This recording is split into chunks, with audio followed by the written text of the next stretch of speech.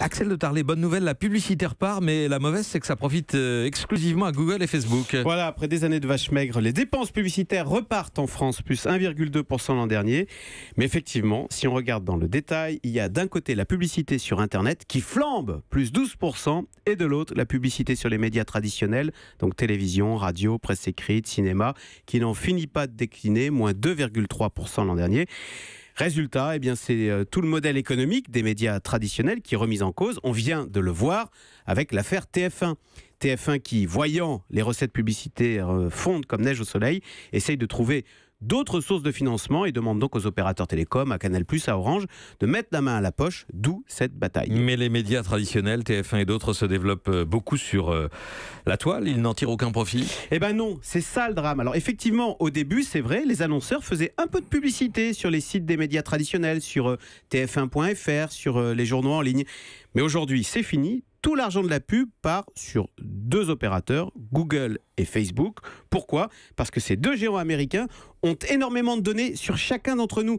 Et ils sont donc capables de proposer aux annonceurs des campagnes publicitaires massives et surtout très ciblées. Et donc, c'est le triomphe de Google et Facebook. Eh ben malheureusement, oui, la dynamique est clairement de leur côté.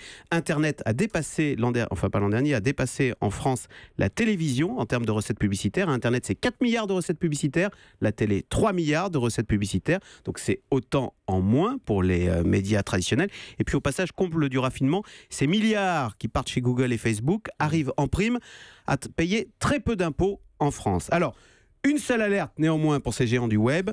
Les fake news. Le mois dernier, Unilever, qui est quand même le deuxième plus gros annonceur du monde avec Lipton, Amora, Dove, Skip, Unilever a menacé Google et sa filiale YouTube et a menacé Facebook de boycott publicitaire parce qu'Unilever en avait assez de voir ses publicités accolées à des propos racistes, haineux, toxiques, voire carrément faux. Donc voilà, une consolation pour les médias traditionnels que nous sommes. Ils ont toujours l'avantage du contenu et de la qualité de l'information. Oui, Axel de Tarlet, bien sûr. Et Vincent ?